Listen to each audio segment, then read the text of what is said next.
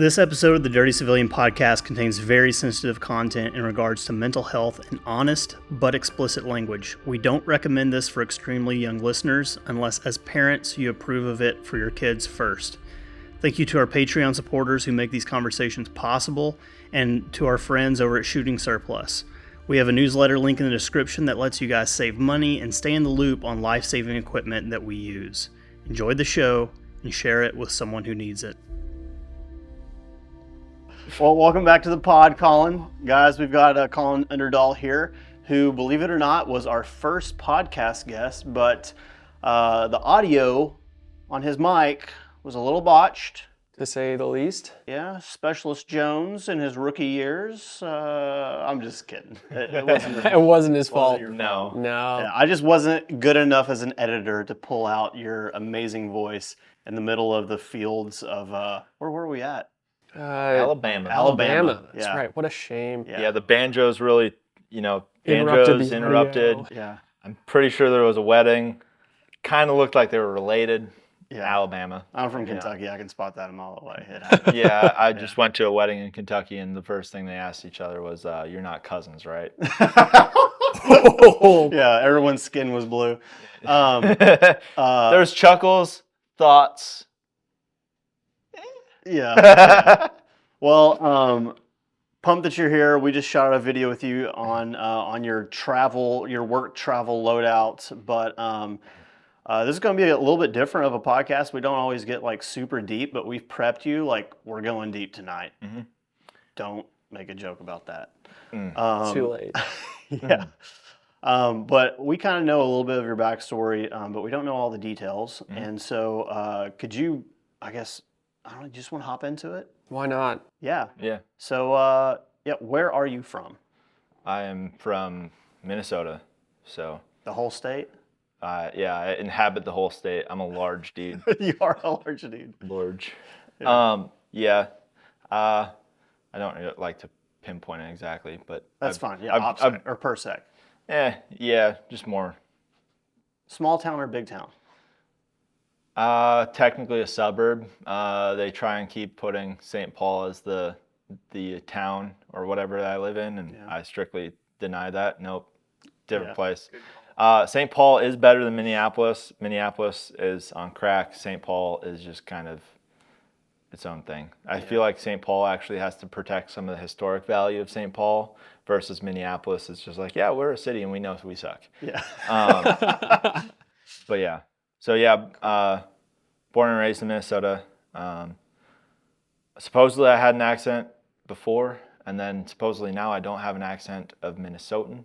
Oh, an accent. I heard accident. Me too. I was like, we're really getting into it now. I don't know. But no, the funny thing was is like I kept getting Canadian jokes because most people can't point to Minnesota. And they think it's a frozen tundra in the middle of the United States in the northern part, middle. It's not. We get seasons. But yeah, we also just get harsh winters. So. Yeah. So what was your childhood like? What was growing up in Minnesota like? What did you do as a kid? What were you into? I was kind of just doing my own thing. I kind of had shitty neighbors. I wasn't a jock, and most of them were.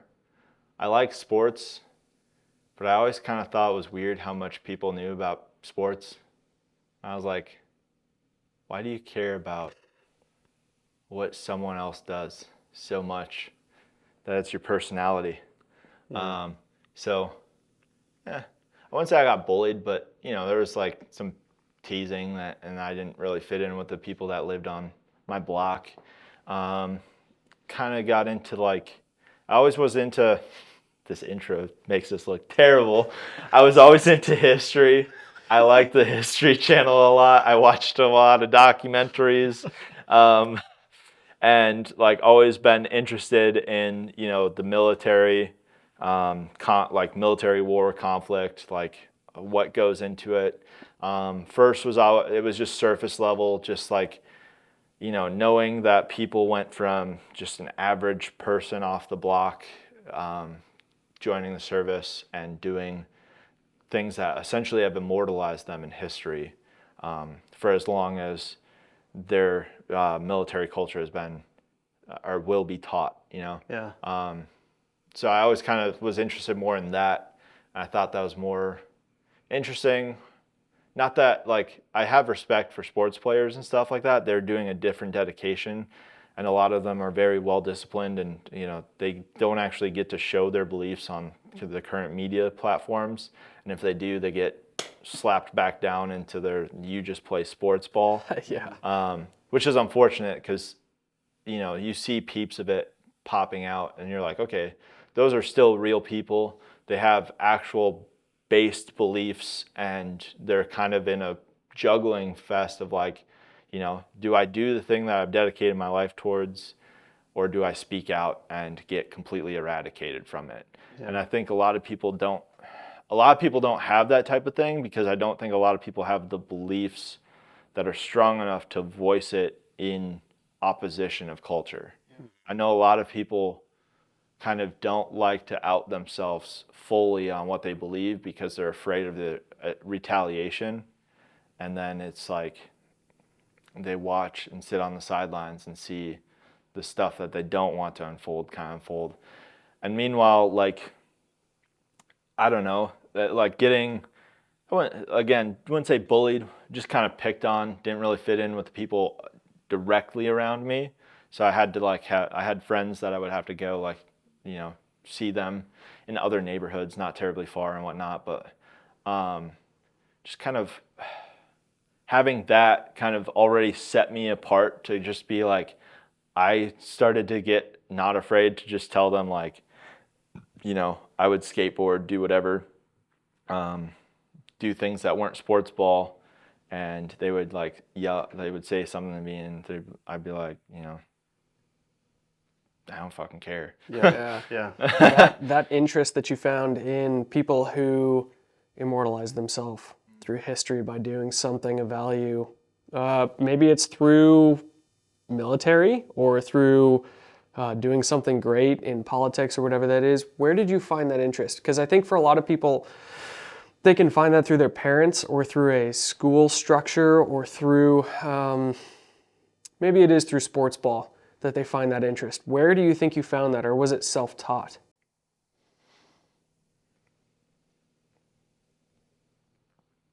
I think it came from like kind of how my interest went, as far as like how I'm sitting here today and I get to do a job that is revolving around guns, kit, night vision, like all the cool stuff we, you know, have just talked about in the last video, and, you know, constantly talk about, and what got us here today. I always was interested in the surface level stuff. I thought firearms technology was cool. It is literally like a living testament of like machining and learning and understanding. And it's like, as you watch the industrial capabilities grow, you watch like how little lessons from someone who died because of this little piece of whatever in equipment, whether it was the gun itself, whether it was like, you know, fielding blue uniforms in the First World War, going to war, and as a Frenchman in the First World War, being in blue, and meanwhile the Germans are like in gray, understanding that, hey, like, if we're entrenched, gray and dark colors are always going to be better than being able to, like, being a bright object. And just like stuff like that, I thought it is weird how we talk about the conflict, and we talk about, you know, why we went to war, what people, you know, like there's whole new diving parts of that. But I always just found it's interesting how little we actually fully understand the depth of how many people have died. Not only in that, but just like think about it, like food. Like someone had to die to figure out what food you couldn't eat. You know? So like, just like, I just always thought it was fascinating, and it's just like kind of like, yeah, well, you know, we're modern people, we're smarter than them. And it's like, most of you can't even write a fucking sentence. Or, you know, if I asked you to, you know, put some actual, like, of your thoughts on paper in a format and you're going to present them or you're going to like stand up with them. You can't. And then there's, you know, like the founding fathers of the country, like literally younger than me at the time of being like, hey, fuck you. I am not going to be British anymore. Yeah.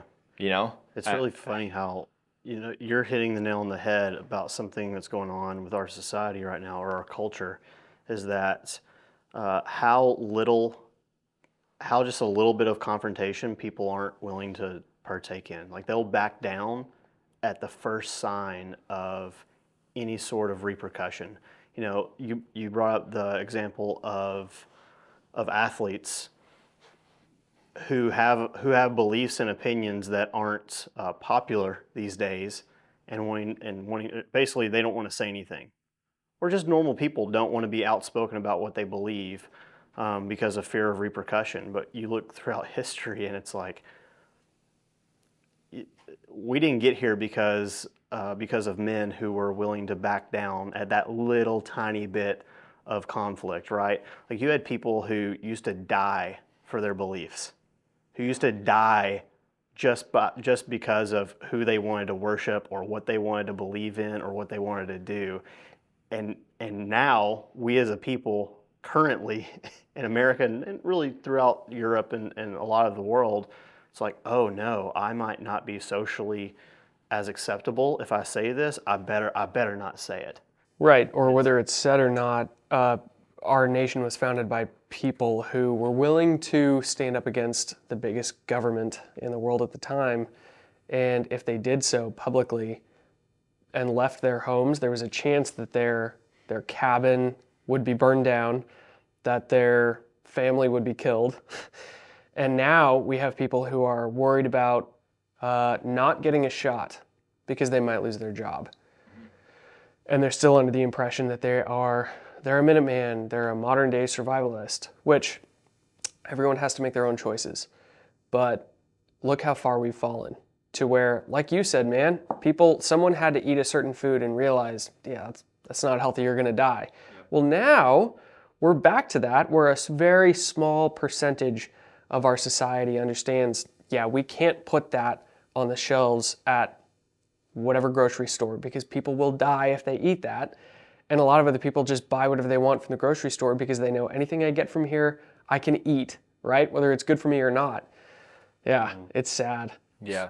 So you've had this interest in guns, gear, the incremental improvements that people have essentially died for all these years. Was there something growing up that put that bug in you? Like, were your parents into this stuff? Or was it just something you caught a fascination of all on your own? Let me touch on one thing. And I have a thing for kind of what we just touched on. Yeah. I think the reason why people were willing to die is because dying is not the worst thing that can happen to you if you thoroughly believe you are working for the greater, like, I don't want to say greater good because that has been so miscued, but if you are working for a greater, eternal purpose, mm-hmm. Who cares if they kill you? Yeah. Yeah. They lose in the end. Mm-hmm. So, yeah. And I'm not going to act like I've had that train of thought for a while, like for my whole life or anything, but like, nice isn't a virtue, and it is not part of Christianity, and it's not part of pretty much any religion. You're not really called to be nice in anything in religion. Like in any religion, you're supposed to stand to the virtues and principles of your faith. And when you do that, and you have someone saying, I'm going to destroy your fucking life, who cares if you have faith? Yeah. And it took me a long fucking time to get there and say that. I promise you, I am not here as someone who is a textbook example. But yeah. Anyways, to answer that question, the bug just kind of came from just wanting to know more, wanting to understand, not from it getting fed to me, but doing a broad search and understanding of, how it came to be. One of the funnest ones, in my personal opinion, is World War I, because you look back at that war, and I don't mean it's fun because like I enjoy the gruesomeness of war or anything like that. I'm not hoping for violence. I hope I never have to use it. Though there was a time in my Marine Corps time, like where I was like, yeah, go get it, blah, blah, blah. And we'll probably touch on that later. But just like how terrible that was for regular people, and how little they actually glance on how bullshit of a war that was, because of allegiances, backdoor allegiances from different European countries that happened that didn't have anything to do with really any of the people or how the country itself functioned. It was more just like, yeah, well, we sided with this guy and they sided with this guy and they're sided with that guy, and now since they sided with those people, we're not going to sign with. We don't no longer associate with them. Like there's a YouTube channel that broke it down like the most thoroughly that I've ever seen, which is I hope I say this right. It was like the Great War YouTube channel, and they have a series that goes, and I found this a couple years ago and whatnot, but like this type of researching kind of led to that, and they broke it down like, hey, yeah, France had a pact with them, and like they talk about every single country, and they go through the whole war and what was happening on the front, what was happening at home, and all this stuff. And like how we just glaze over it always just got to me. I'm like, we're talking about millions of people okay, let me rephrase that. We're talking about millions of men specifically, just absolutely slaughtered for an archduke being shot. And like, it's like we protect this royalty class. And I think we're kind of getting back to this idea of like, at one point in time, you look back in like the Reagan era where Reagan had an assassination attempt, and then the NFA started essentially. I think it was like 80 something that all of a sudden he was not so gun friendly anymore. And that was the same president who signed the act to outlaw machine guns and stuff like that from private ownership. And like just glossing over that stuff and just kind of acting like, oh yeah, well that happened, but there's no way that all this is like, there's no way that this little nuanced thing has kind of trickled down. It's like, no, it's always trickled down. Everything that's ever happened, whether or not that it's factual or true, like, but any of those events has fractioned society as a whole, and we keep fractioning away and fractioning away and fractioning away, and we see it today in the polarized society that we live in. And you just watch it and you're like, guys, we've been duped so many fucking times. If you would just go a little bit further into all this nonsense that does not affect your day-to-day life. One of the books that I like a lot, and it's not like the most fun read, it's not like the most interesting thing. It's called Civil Disobedience by Henry, I think it's like Theodo or something like that. Sorry if I butchered that. Someone can figure it out and drop it in the comments or something. But Civil Disobedience, one of my favorite things he says in there is, the government is not locking me away from society. They are locking my capabilities away from everyone else, and they are just impeding on my ability to give back. And essentially, he breaks down his time in jail for not paying taxes is like, hey, I think it was not paying taxes or something like that. And this is before 1913, where federal income tax was mandated. Hey, it was just for the war, though. Hey, it's just for World War I. It's just going to last that long. Then we're going to cancel it. 30% of my paycheck later. Yeah. Hey, guys, remember when you could have fought to abolish that back when it was like only like 1%? Dude, a perfect example is the Patriot Act. I mean, one scenario goes down. Yes, it's 9/11, a horrible situation. But of course, everyone is like, yeah, okay, I guess the government can keep an eye on us and monitor our online situations and see who's flying on airplanes, and we just give away our freedoms immediately. It's horrible, but one situation turns into, and this happens all throughout history, where people go, yeah, that's a really bad scenario. Look at Australia. Of course, a terrible scenario unfolds and everyone goes, okay, I guess I'll turn to my guns, and they just roll over right away. The idea that nothing bad is going to happen has just been perpetually like grown to the point where, oh yeah, well, we know enough about history now that it's never going to repeat itself. It's like bullshit. No, we don't. Like, we don't know the ins and outs of it. Like, especially in America, we gloss over stuff. And then we don't even check who actually writes the textbooks and stuff like that. We just think, oh yeah, if they were doing, and I don't mean that in like a completely insinuous way, but I mean like, it's just like, you never see overall understanding of the conflict. You always are just like, oh, well, I've been told it's only this way. I'm only going to believe this thing. And it's like, it's war, it's politics, it's insert whatever here. You're constantly seeing people just kind of like buying whatever is placed in front of them first without ever just kind of looking into a little bit more. What you said about textbooks, that was one of the most valuable things of college to me, which is really weird because I don't think it's supposed to be this way. It's not always done in the right way or for the right reasons, but one of the first things that college history classes did was break everything that I learned from high school textbooks. And it's not that everything needed to be broken, and it's not that my college professors were instilling, the truth in me. They were trying to break us so that they could, give us their own ideas. But the byproduct of that for a lot of students like me who are capable of thinking for themselves but never really like been pulled out of the water to do so is it finally gave me the chance to do that.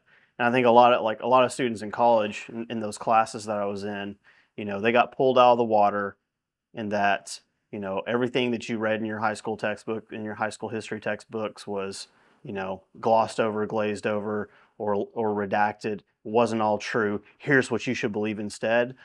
And they bought it hook, line, and sinker. But what it did for some of us, myself included, was pulled us out of the water. But instead of dunking us in a new pool, we just stayed out of it. And we were able to finally look and see at how easily that understanding of history was broken by some random professor. And it made us way more picky about what we believed. And it made us way more hungry to dive into the truth for ourselves, wherever that took us. And it breaks the regurgitation cycle. Like going through college, having a college degree now, I'm like, how many people were just regurgitating what they knew would pass them? Yes. Yeah. And I did a video on it one time, like a while back. I did analytics on gun crime. Like, I was in an analytics class and I used the program that they wanted to. And I was already kind of like, I don't think I was quite to the point where I was at ModBite yet. Maybe I just started. But I had been working at a gun store previously before working there. And I used his method of thinking, his method of teaching people, his method of extrapolating analytics and using the FBI's source and showing him on paper, hey, the shit you know about guns and gun violence through media outlets is not even right according to the FBI. And I don't even believe the FBI is necessarily giving the best representation of gun statistics, because they still allow suicides to be part of gun deaths. So what? Do we track how much, like, oh, hey bud, you're buying 10 feet of rope there. Hey, that's the common statistic of people hanging themselves. I don't know that for a fact, but I'm just saying, like, if you just start taking that thought process and applying it to everything, you literally make a society that is no longer a free society, and you can label it free, land of the free, home of the brave all the time, and you can have the slogans. And one of my favorite poems came from World War I by Wilfred Owens, who was a British soldier. I don't speak Latin, but it's Dulce Nocticorum, S. Yep. And he talks about the old lie that it is right and just for you to die for your country. And yes, sure, if the values of the country align with what you believe in, like Revolutionary War, like, hey, I'm tired of paying taxes that don't even benefit my society. Pretty right and just. And they're like, if you go into Christianity has this idea, oh, violence is bad, thou shalt not kill. And they say kill, but it's murder. And there's a difference between killing and murder. There's killing in the Bible, but your fluff church doesn't teach you the killing that was right and just by the hand of God, like telling them, hey, you need to confront this evil to the point where you need to destroy it. And I hate that. It's like this nice mentality has got us to the point where we no longer like the idea of, I can confront you doing something wrong while still caring about your moral being. Mm-hmm. Yeah. Yeah, dude, I feel like that was the big divide when people who didn't know they were Americans yet, but they were fighting to be Americans, fought that internal battle when they were separating themselves away from a great government, a great superpower. And they were fighting. Chris Kyle in his book talks about how he struggled between God, family, and country.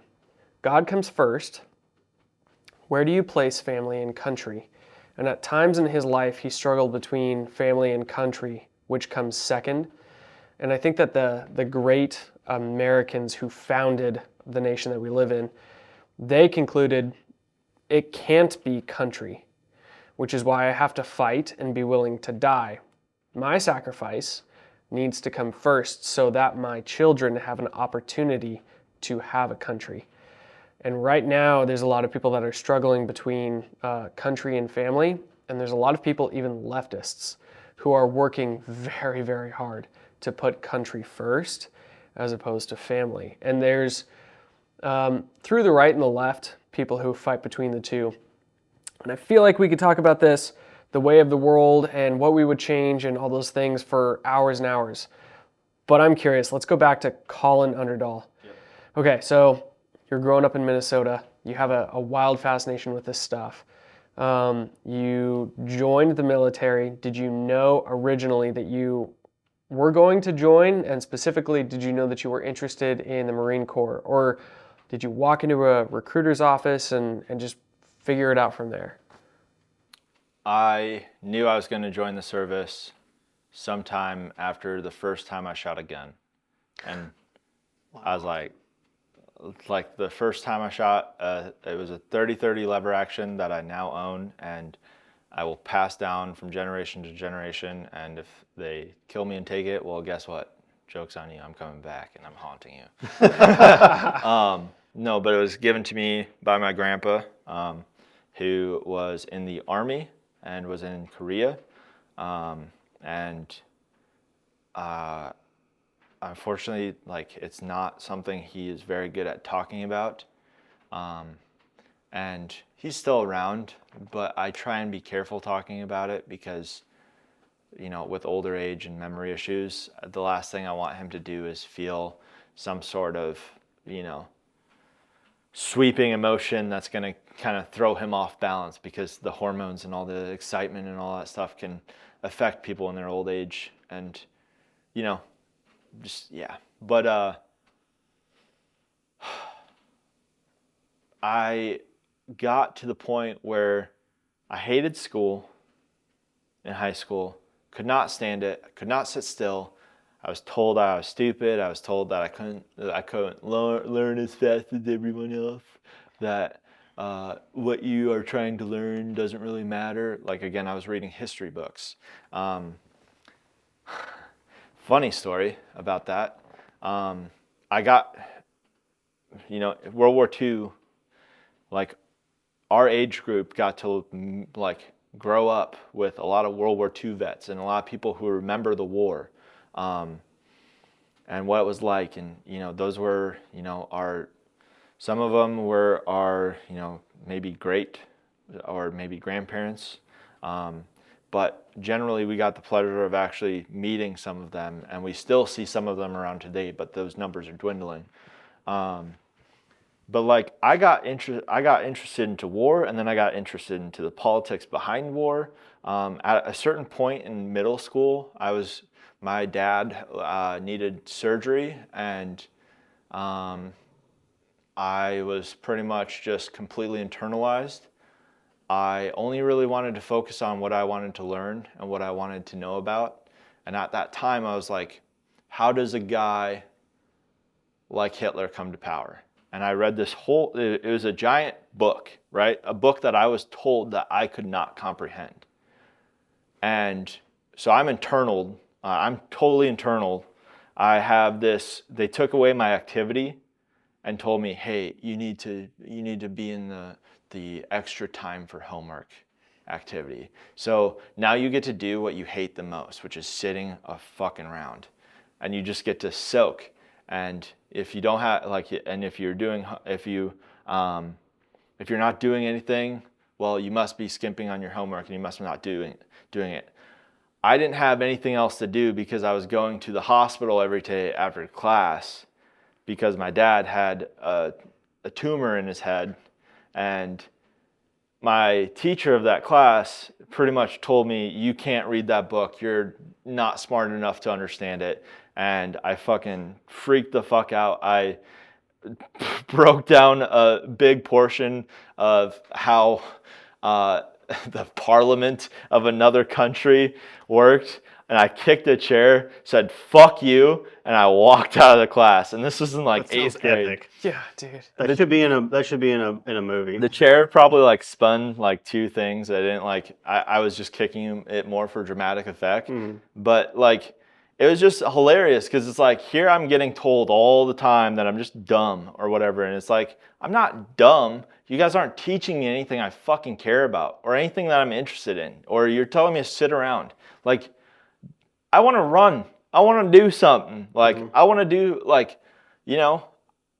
gym class is a joke. I remember watching in high school. I remember watching people. Heart rate monitors came out with the watches, and schools were all over them. They're like, hey, we can track how well you're doing in gym class. I'm doing wrestling and lacrosse, and I had played midfield in soccer leading up to that before I quit soccer in high school. So I'm playing two sports where wrestling, if anyone's ever wrestled anyone, you realize how cardiovascular it is to try and impose your will onto someone. And then 2, lacrosse, I played midfield, which is literally running back and forth. You get to play defense and you get to play attack. So you get to hit people with sticks and you get to shoot the ball. The two best parts of the sport while running back and forth. I have a resting heart rate at that time of maybe 68 beats per minute, like super low. And I'm watching some fat girl, and I'm sorry, I'm not trying to shame her, her upbringing led her to be out of shape and have a poor diet and other stuff like that. There's things that were out of her control that led her to that point, especially in high school. And today that pisses me off. And that's why I talk about hey, if you have an interest in this stuff on the table and you are overweight, and I'm not talking you need to be a bodybuilder, but if you are overweight, you're fucked up. Your priorities are wrong. Sorry, dude. I know for a fact your body needs to come first. Don't spend a dime until, you can spend a dime, but don't hyper fixate on trying to become the gun guy or whatever until you start to see hey, I have the discipline within myself to make sure that I'm not eating terribly, I'm not doing all that stuff. Anyways, I'm running 3 to 4 miles a day every day in gym class, and then going to wrestling practice after, running another 3 miles or doing another 2 hours on the mat. And I'm sitting there telling the teacher, this is a dumb system, because I am way leagues better than her in every single way, shape, and form physically. I do twice the amount, if not 3 times the amount of work she does every single fucking day of this class. And like, I just completely, like, school had just checked me out so many times mentally, because I'm watching this idiocracy happen. And I'm like, look, I'm not saying I want to be lazy during gym, but I shouldn't have to run 4 miles every single day we do cardio to keep my heart rate up above a certain level to achieve my grade. Because you know why? Guess what? I'm going to do this. I'm going to go wrestling. And if it's winter, if it's wrestling season, it's snowboarding season. I'm going to go from wrestling straight to the local snowboarding hill and snowboard there for the rest of the night after I've done my homework between wrestling and snowboarding. So fuck you. I don't believe in this system. I don't buy any of this. I don't think this is a grading scale. I think this is a joke. And I had that constantly told to me, that I'm wrong. I was like, told I was ADHD, told I was this, told I was that, had the medication, had been like, I'd gotten put on like, the legal methamphetamine or whatever ADHD pills are. And I continued to kind of just get told this over and over again. And it's like every single time I believe you, I go and do something you tell me I can't do. I go and read something that you tell me I can't understand. But the thing that you continue to not like about it is it's not condoned by academia. And that's a long story on how to get into the Marine Corps. But but that's what drove me insane. It's like, hey, I want to go to a place where they want someone like me. I want to go to a place where, hey, like, fuck you. If you're not in shape, guess what? You're getting in shape. Like, I want to go to a place that is going to, yes, there's other things that is very similar in parallel in academia and military life. There's discipline, but it's a different, such a contrasting thing, and a contrasting viewpoint of it. That's like, no wonder why, and I feel bad for dudes today because, quite frankly, like, watching the state of the country, I wouldn't tell them to join the military. I dodged a bullet by getting out before COVID. No, thank you. Like you said, where does country land on the side after God? Where does it land? Because right now, I'm going to put family first, because, quite frankly, I'm more concerned about how do I make life better past whatever this country is going to become. And you can go doomer on that all day. And I'm not saying if the military interests you, don't do it at all. But just know, if you do not like the climate, you're still going to be exposed to it in there, because in 2013 through 18, it was slowly trickling in. I can only imagine what it is today. And you're going to have people who blindly, obediently obeyed to what was asked of them, even though they have a full-on doctrine of things that they can reference but don't know to back them up on how illegal everything we just watched was. So you had the ability to apply yourself to things that you were interested in. Yes. You had a passion for history. You had a passion for military excellence, individual excellence. You had a passion for physical fitness, as well as dealing with all that stuff while taking care of a family member, checking in with your dad, dealing with heartache and the stress of what was going on, and people who are supposed to be leaders and God bless teachers, but also be careful who teaches your children, because you were dealing with teachers who were telling you all these things that you're doing to become an excellent individual. We're shutting you down. And then you found the military. So you join. How was that switch for you? Because you went from a young adult growing into manhood Did you find what you were looking for when you finally joined up? In ways I did, and in ways I didn't. And this is going to be a perfect segue into one of the things you guys wanted to talk about. Sorry, that kind of rose in the immersion, but I don't care. Okay. I'm still immersed. I don't care. You're listening right now. It wasn't. And I've gotten great pieces of advice that I still carry today from various people, whether they were like directly responsible for my well-being, because that's essentially what leaders are, is they're directly responsible for the well-being of others under them and the leadership of the direction of the organization that you represent. And that's something that people do not like to understand, whether it's military, whether it's business, and even friends. If your friends care about your well-being, they're going to tell you that you're being a fucking moron. Sorry, I'm swearing a lot more than I normally do, but I'm hyped. That's fine, man. You're fine. Be yourself. But I got some of it, and I also didn't get some of it.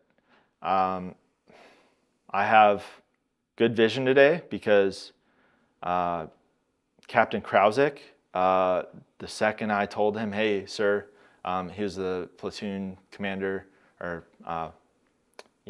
was the platoon commander for the nuclear security platoon that I was in.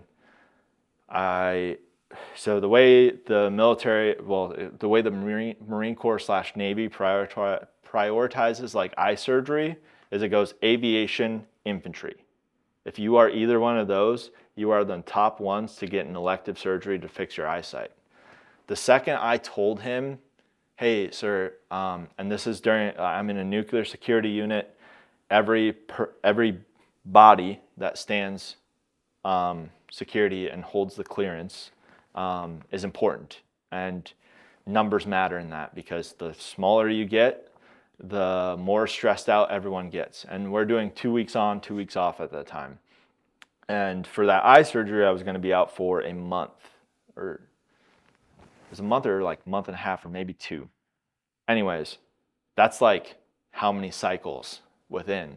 And I'm a team leader, I'm a driver, and I don't remember if I was standing corporal of the guard or sergeant of the guard yet, but I think I might have been pretty close. I don't remember. But anyways, I had billets, right? So I had other responsibilities that someone who is not unqualified, but isn't qualified to do because they don't have the billets. But the second I told him, hey, sir, I've tried to get, I have glasses. I don't want to really wear glasses. They kind of suck.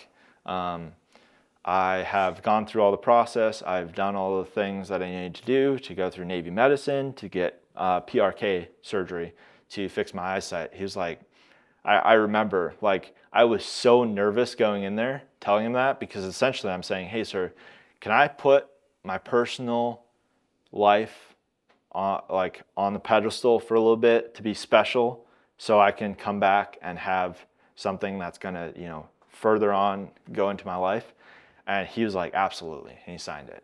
And I was like, I still, one of the first things, the first like week we had him in our platoon, he was on the range, and I had shot expert enough times where I did not to have to do that. I shot expert on rifle every single range, or every single qual that I did. And one of the things that is common, if you're a line coach and you have someone shoot expert, they take the chevrons that they were wearing on their collar that day and they give them to you. And those are still in my room.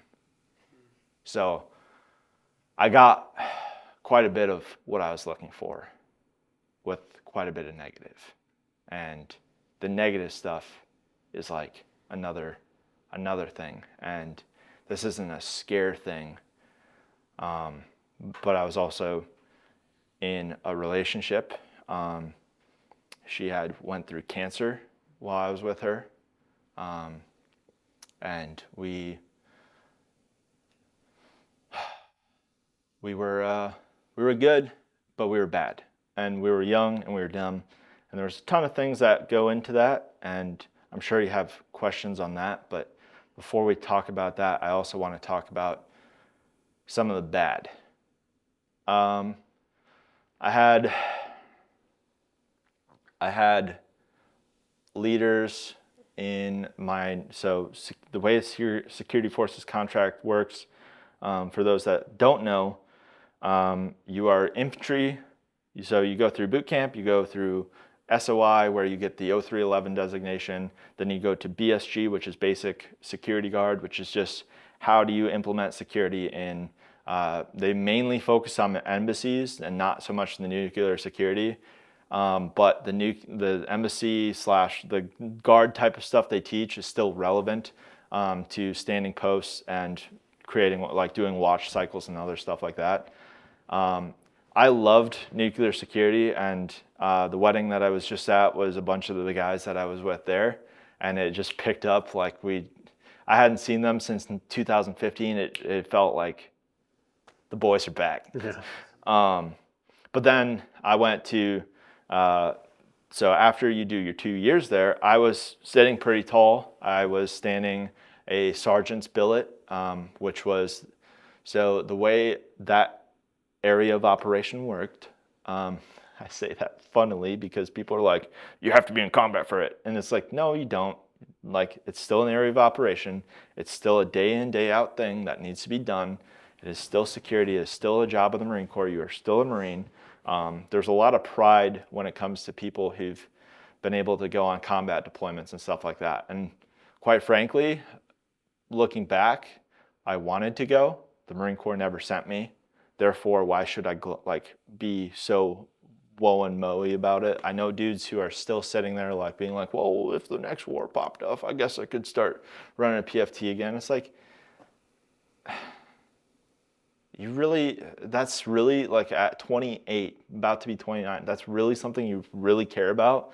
Like you would really drop, like some of them have kids, you would really drop some of those moments to just go and grab your musket and friggin' possibly die for what seemingly seems to be an intensification of just absolutely useless wars that we see today. And going to the fleet, showed up, I was used to being respected. I knew, hey, some of these guys have been infantry, like in this unit their whole time. They've been in the same amount of time as me in some of them, because infantry standard contract only has 4 years. I had 5. So some of them were at their 3rd year looking at the door about to get out, and I still had 2 more to go. So I'm like, hey, I still have to kind of care, you know? You can't, like, you can kind of check out at year like 1, like once you see that, like, hey, I only have a year left, people start to check out. But I was like, I don't want to be a dirtbag at this unit either. I want to go to AIC, which is Advanced Infantry School. I never got to go, and we can talk about why. And you know, I quickly learned that like the training cycle compared to what I was used to being at JBLM in Washington State, getting rained on almost every, like when we were not, at one point in time, security forces was on a high watch group of the Marine Corps because the burnout cycle of like mental stuff happening at security forces was higher, because we would go from standing 2 weeks in the wire where we couldn't have our phones. We would have internet access and stuff like that, and a phone we could have our phones maybe, depending upon when, or if your seniority, we could maybe have our phones in our compound. But generally, you got kind of used to this idea of like, I don't get the luxuries of just being a normal Marine that does not have this type of job.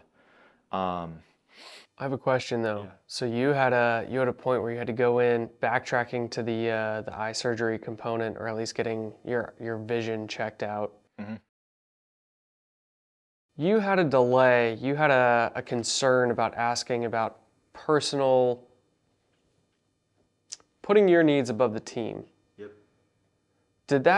Was that in you before you joined the military, or was that instilled in you because of the military?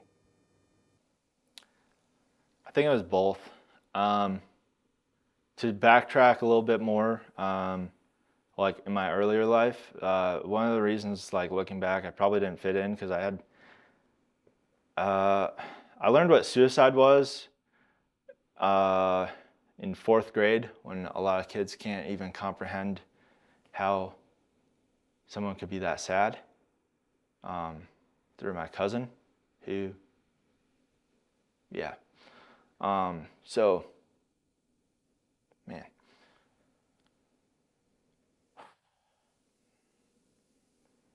I just kind of got used to holding.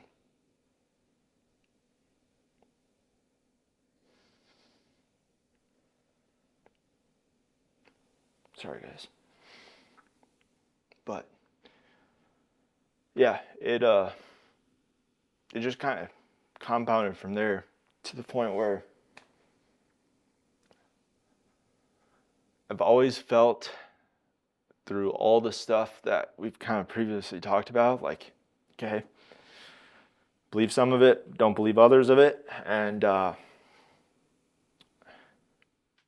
don't really feel special enough to bring it up. I don't really feel my needs are important when I bring them up. I don't feel like they're needed. Yeah, so that kind of like, it wasn't because I didn't have a good family, but watching at a young age your parents deal with the grief,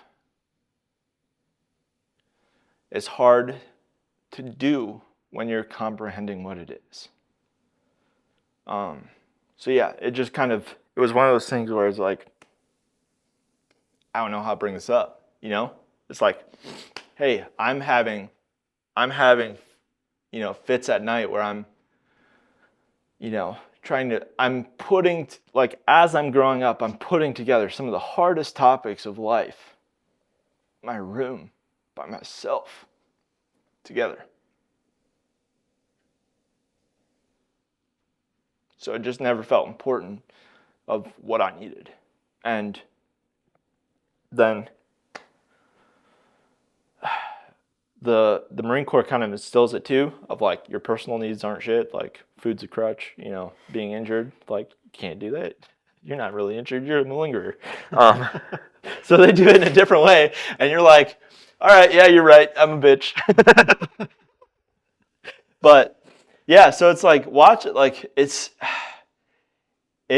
so weird, because it's like, how do you talk about that? How do you bring that up? How do you unpack all of that? And it's spelled out plenty of times, right? Like, it's spelled out here, obviously, still painful, even though it's been how many years. But it's like, yeah, it's like, it was kind of a mix of both. It was kind of like, well, I don't want to be the burden. I don't want to be the guy who can't control himself. I don't want to be the guy who can't, I don't want to miss out. I don't want to, because my biggest thing was like, I've worked so hard to become a team leader. I've worked so hard to like prove like, hey, not only do I know what I'm talking about, but I'm confident in what I'm talking about. And I know that I know what I know. And I know what I don't know. And I'm willing to admit that I don't know a lot of shit. But if you want to go toe-to-toe on me on something I know, I will ramble it off real quick. And you better be able to like answer that faster than I can make another rebuttal. Because guess what? More than likely, I've already heard what you've said, and I'm about to hit you with another thing. And so, yeah, it was just like, because it was funny. Like, looking back, the hardest things I've learned was like, I still have one of them, but I have a thick thing of like pieces of paper that were front and back of things that I needed to know verbatim. And I can't quote them today, but like I would know like things like deadly force, the continuum of force, all these like security based things, what each little call sign was, each little, like all these things that you need to know in order to be a leader in nuclear security. And you can be asked by anyone who can challenge your post, which is a Marine Corps order. So like officers and non-commissioned officers and other senior staff or like senior NCOs can pretty much like challenge you on these things that you're supposed to know. And then on top of that, when you become a team leader, you have to have you get a team leader packet. You go take a test on the things that team leaders need to know. When you can become the SOG, COG, post qualified, you have to know all of those, but then you need to know the team leader, and then you need to know all the basic stuff. And not only that, you are responsible for making sure that everyone else knows those things. So you're making sure that the team leaders know what they're supposed to know. You make sure that the riflemen know what they're supposed to know. That you're making sure that the drivers do the driver stuff, like all this type of stuff. And I was quickly putting together, hey, I'm not fucking stupid. I just didn't care about school. Yeah. So I walked out of there with a lot of confidence, get to my next unit, and I'm twiddling my thumbs like, hey, what are we doing? What do we do every day? Like, what do we want to, like, what are we training? What are we going? What is our objective? Asking questions of like, hey guys, I'm new here. Yes, I'm an NCO. Sure, some of you may be mad because I am a, 3-year corporal. And you're a lance corporal, and the terminal lance thing comes to a lot of people if they know the Marine Corps. Terminal lance means that they got out as the lance corporal, which is an E3, which is kind of generally the average rank for someone who probably got in trouble some point in their time in the Marine Corps. Which is funny because it's like you can get in trouble really easy when you're young and dumb. And I think the Marine Corps has actually been too hard on a lot of the younger guys and too soft on a lot of the guys who should know better. And I can back that up with PMO experience when I got attached to them, but here's how I got there. We went on a UDP after all this nonsense of, just like kind of twiddling our thumbs, getting told I'm supposed to be a leader, getting my leader question stuff, coming from a unit where I was not patted on the back, but I could walk into the room of, my leadership and have my voice be heard. And I was not a confident speaker at that time, but I think glimmers of it showed where they're like, okay, yeah, Underdahl can't really put the best sentences together in front of us, but they saw through my work below me that when I talked to them, they listened. And I hated yellers. I was never a yeller. There's guys in the Marine Corps who automatically think that a good leader starts yelling. No, that's just dumb.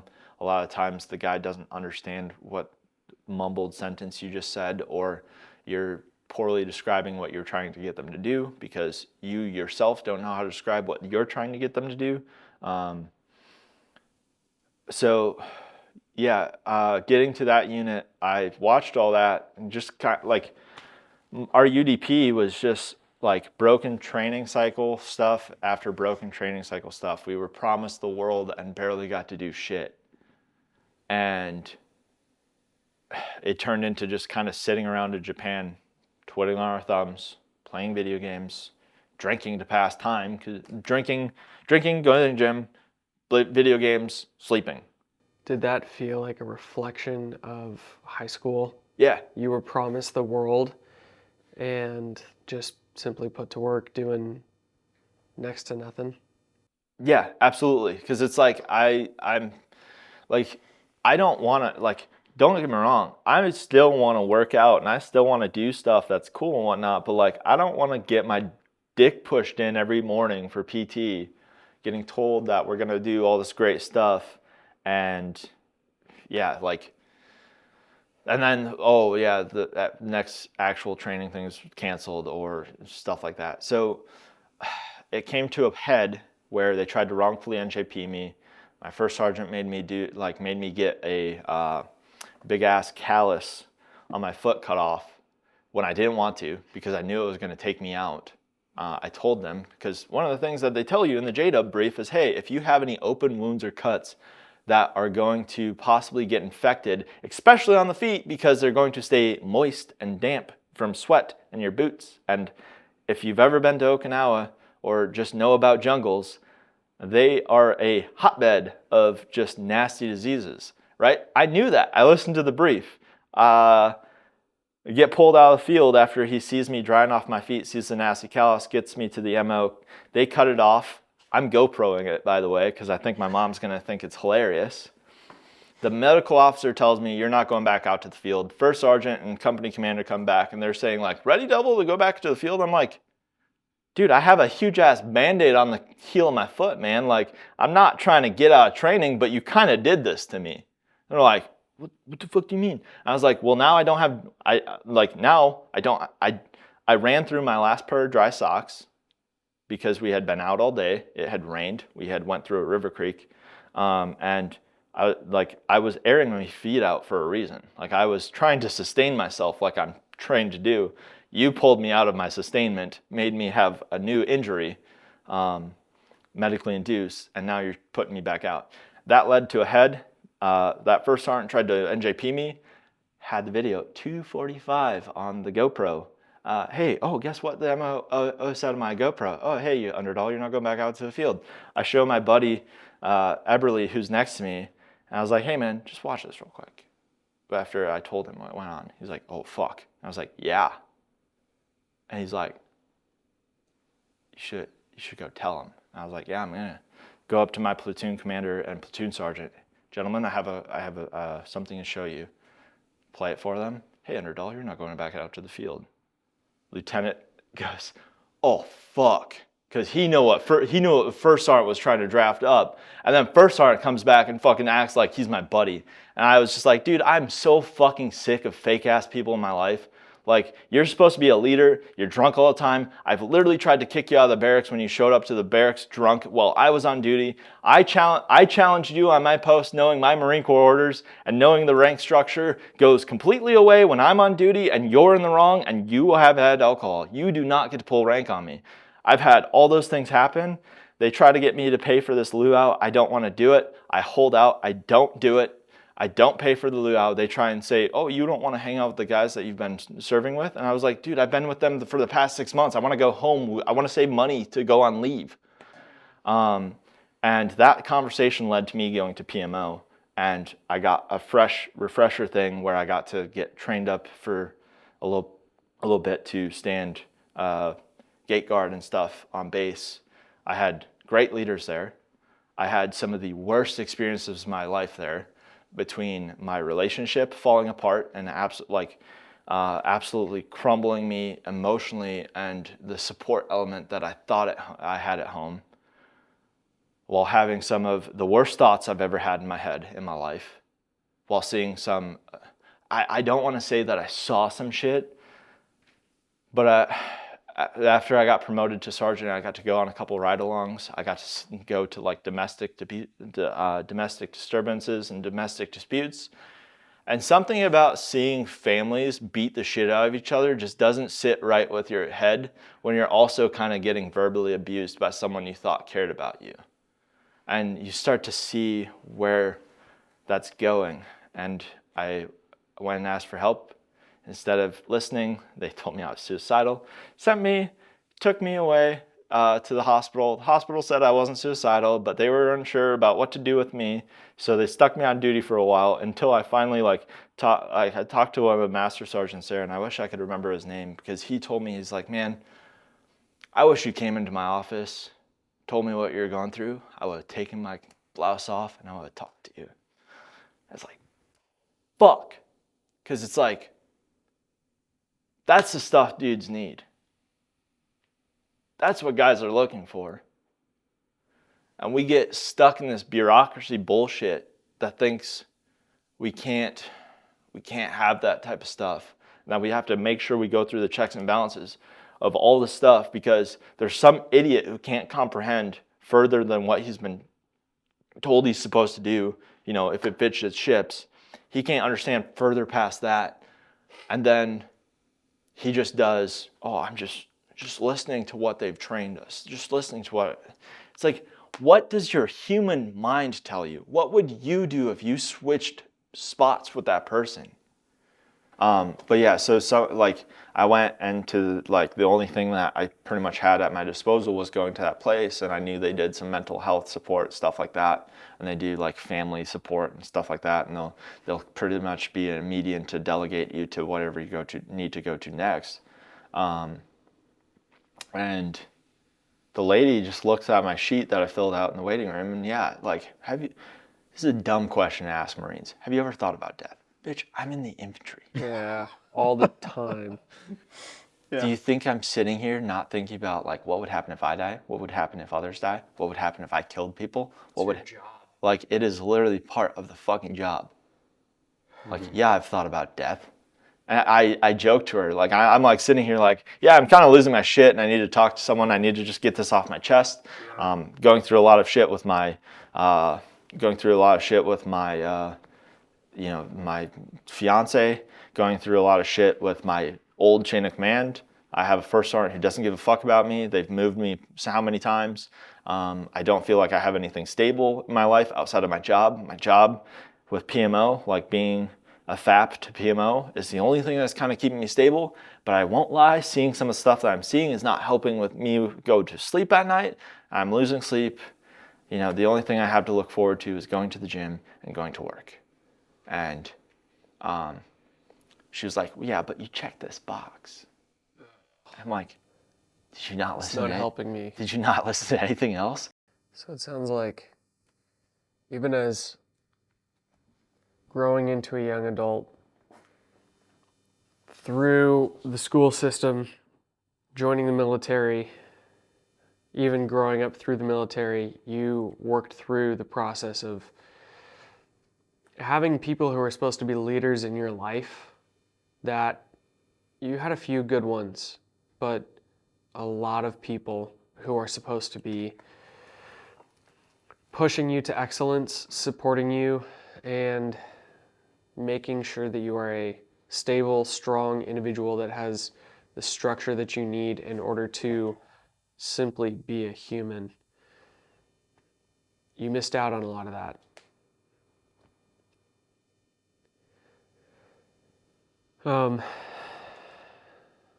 Dude, you got me in the feels right now. I'm sorry. No, you're fine. But the thing is, I'm sitting in a room with people that I know care about me. And I know others need to hear this because I've touched on it. Not necessarily the full story, but I have, through reading, through writing, through watching people highlight reel themselves on social media, and through knowing that there are a lot of people who don't feel like they have a fucking highlight in their life, that being just a gun guy, being just a shooter, being just this is empty as fuck. It's so empty. To go back to something that started in your childhood, which is where you started to feel and step into the role as someone who wanted to keep your struggles your own and not make them someone else's problem. When did you start to stick up for yourself?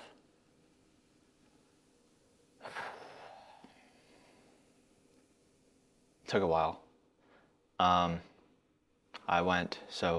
I had mentioned kind of that I was in that relationship that was not going so hot.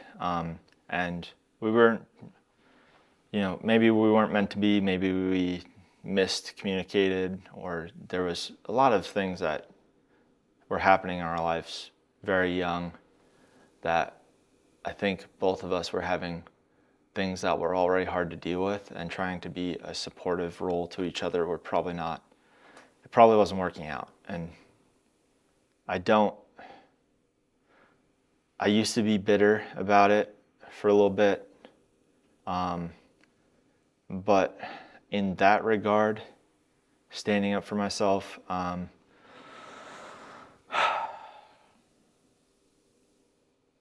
think it was when I started to finally, because I had told so many people being like, man, Like, I'm sorry to tell you this relationship is not worth it. I didn't quite believe them, for obvious reasons, because I cared about her and I stayed with her through all this stuff. She, had known all this stuff about me, and it's hard to just kind of cut that. And it wasn't until some shit went down between me and her that I finally had enough. And there was something that was presented to me that was irrefutable, so cut and dry, something I knew deep down was already happening, that my mind just was like, you've done all you can, you've done all your fuck ups. Like, I do not want to say that I was not clean of any fault in what happened. I was the other full half of it. But when that finally came, and when it was finally so cut and dry that, hey, this is not worth it, I just kind of was like, I didn't go through all this shit to continue to try and push a relationship that isn't meant to be. That as much as I care and as much as I can look back at the times she cared, what we have is broken to the point it cannot be fixed. We are not contracted through marriage, and we do not have a covenant to fix it. And I don't think I even thought about it like that at the time, because I was still wrestling with faith a lot. Probably still not even necessarily saying like openly that I believe there's something bigger, as in God. But it finally was just like, I just couldn't pretend everything was okay anymore. And it was just the snake that needed its head chopped off. And even though I knew it was going to destroy me, because this happened, the final separation happened after I was out. So not only, it literally felt like, okay, I thought the Marine Corps was going to be something that was going to be bigger, better, everything like that. I thought it was going to be my purpose. I joined thinking like, hey, I might stay in for quite some time. I never had the idea of I might stay in for my whole 20 years or anything like that. But I was like, hey, especially in the earlier stages, like I was like joked about like the gear queer, the guy who cared about his equipment, the lifer is the other joke that people will joke to you like, oh yeah, this dude's staying in for life, like he's hooked. But I think it finally was just like, all right, the Marine Corps and what you had imagined fell apart. What I had imagined with this fell apart. And the thing that made me hold on to it so hard was, since I was going through all that stuff in the Marine Corps, I felt like I couldn't let go of that while I was in, because I was like, what's left? And the other weird part is like, so one of the biggest events in that, where, I was pretty shattered, it was the same day my childhood dog died. So I remember there was a day, and I was completely paralyzed with, I don't even know what grief anymore. Like, I look back at it, I was like, I don't know if I was crying about that or if I was crying about my dog dying. They're intertwined. So yeah, it finally just broke. It finally was just like, this is like, if I continue to hold on to things that I actively keep having to push down inside. And I mean, I'm glad, like, it gets very obvious, and I'm a lot better at just getting it out now. I don't jar up nearly as much. Still get guilty of it occasionally, but it's not like 6 months to a year of shit. It's like maybe like, yeah, the past couple weeks have been stressful, and I haven't really talked about it. Now I have a great girlfriend who I fully intend on marrying, and all this stuff, who I can just kind of, and I know that I can say it safely. I know that I have discernment of thought to do it in a manner that's not gonna, even if it's about her, it's not so much that I, am resentful or bitter about her. It's more like, hey, these things we need to adjust if we want our life to go this way. And I've gotten a lot better at constructing the conversation a little bit more and bringing it rather than just being like, bleh, and throwing it all into a thing. And with that, I saw it was done. In my mind, I was like, yeah, there's no coming back from any of this. This needs to be done. I can't focus. At that time, I had been working at the shop that I was at. I was seeing like, hey, firearms are cool. Teaching's like, people automatically think military, like great shooter, blah, blah, blah, excuse me. But I was like kind of more seeing like, hey, like I know how confusing it is to trying to get into guns. And I also know how hard it is to kind of accept this idea that, hey, you're dealing with something deadly, but you're controlling it. And I started like being like, okay, this is cool.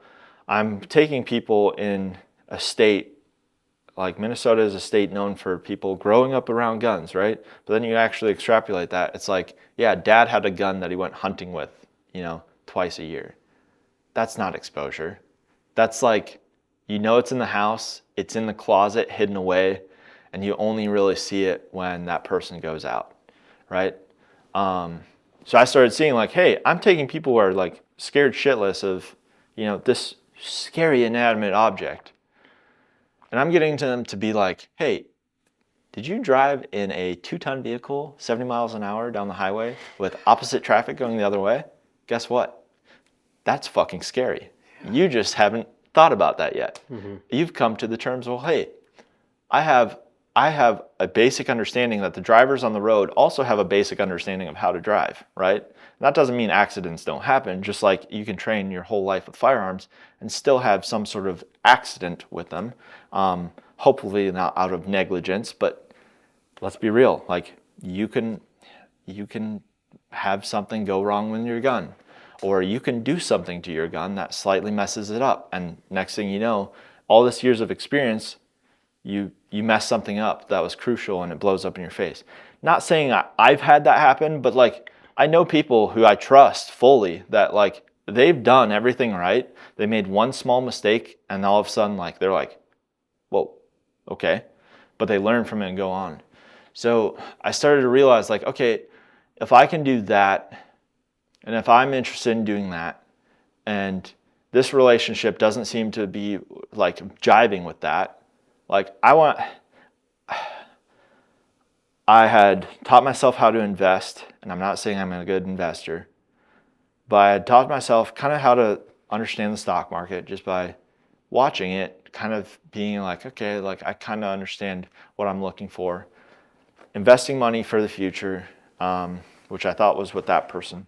And then not seeing that jive, and then investing money into training, like, cause this was like 2018, 2019, 1,000 rounds of ammo was still only like $200. So even on my, gun store salary or gun store hourly employment while going through school and working a security job, I was like, can't really stock up on this stuff, but I can buy a case of ammo and shoot 1,000 rounds in a month.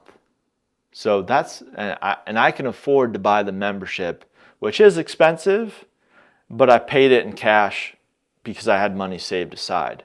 So I taught like myself all this little like things like that. And I started to realize these two things don't correlate. I need to like, obviously the one thing was like not fixable. And I was like, okay, so this is my last little chunk of what I know, what I care about, what I can I see value in, something that can bring me somewhere else. And it, like I said to you guys today, it's like, because you guys kind of were like, hey, we know you're hiding something. Not hiding something, but we know that you have an experience that a lot of guys are probably afraid to speak about. And quite frankly, like at this point, I'm either going to be fully who I am, or I know for a fact I'll never be able to live with myself. And I'm not saying that I'm going to do anything bad to myself, but I can no longer live in this mindset of being afraid of being able to talk, being able to vocalize things, being able to stand up for who I am, being able to tell people, hey, no, you're wrong. But I'm not telling you that because I don't care about you. I'm telling you that because I do care about you, right? So on that, you had said earlier, about true friends. I don't remember if this was on the pod or not. But you had talked about how true friends are essentially going to tell you the truth, whether it hurts or not. Yep. If you don't mind, can we hop back to when they were telling you, hey, this relationship, it's no good? Because as someone who's also, like, in my past have been in a pretty negative relationship, and I'm not innocent by any means. I saw red flags. I saw writing on the wall long time before I called it off. That's something I think a lot of people struggle with, and I know that. I'm sure you remember back whenever my wife and I first met, because it was all over social media. We were talking about each other all the time.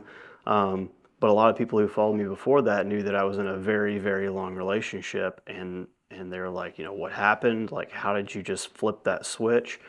There's a lot of people, a lot of men, and women for that matter, who see red flags on the wall. And I don't want to glaze over the relationship side of things, because it's honestly one of, if not the biggest part of our lives, is who we choose to spend our life with. You said your friends said some hard things to you about your relationship, and you also said that there was it became clear to you finally, there's no moving on beyond this. Can you bring us to that point? What happened? What brought you to the point where you're like this? What brought you to your own realization, to what all of your friends have been telling you? It was, I don't want to do details because this isn't a slam piece. Not that anyone in my past of that would really watch this. Sure. As far as like their family or anything like that. And I hope, if they do stumble on this and somehow got to this point, I still hope they're doing all right. I'm not rooting for their downfall. I'm thankful at this point. It's wild to say, but I'm thankful that it happened. And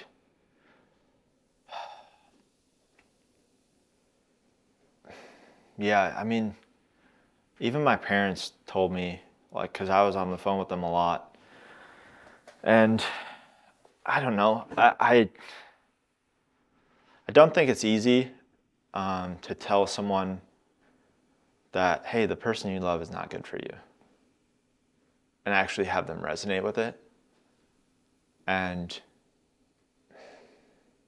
because in your mind you're like, hey, no, you don't see the other stuff that happens. And it's like, because I've been accused of being a very negative person, and yes, sometimes it's reflected a little bit more online than what I actually believe. Like, if you've ever seen my rants about like how whatever, right? But I don't know, it just something, like, it was irrefutable things. Again, I don't want to slam what it was. Sure. But it was something, literally like a screenshot of stuff. Gotcha. That I was like, yeah. And like knowing how I was and some of the stuff that led to some of the issues, I'm like, I would be stupid to move on from this in a forward direction towards it together, because she would also be stupid to move into a forward direction with something with me, if that makes sense. It does. It completely makes sense. I see it the same way. I too am very thankful for a horrible event that made it abundantly clear.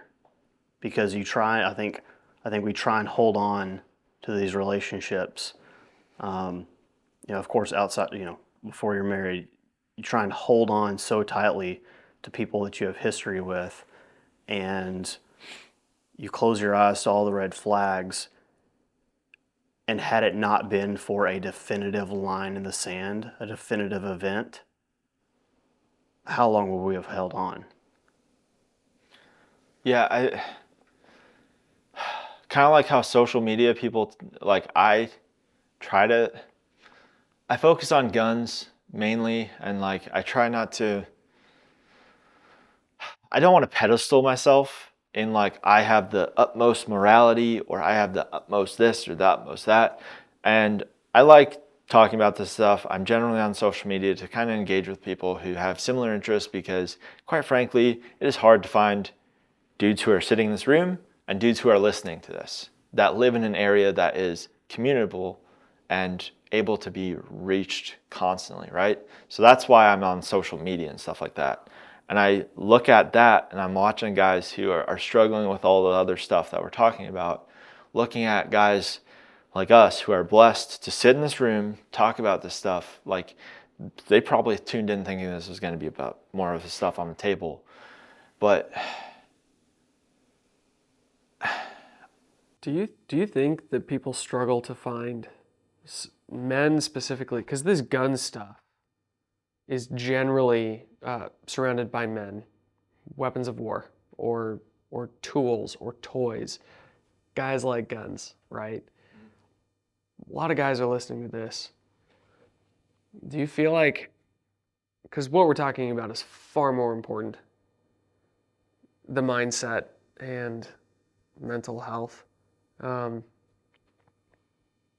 you feel like there's a support for men in this kind of stuff, these kind of conversations? I think your real friends, and I mean your real friends, and I'm not saying the people you associate with the most. You can have sideline cheerleaders that you don't know about who are watching you and hoping that you're doing the best that you can.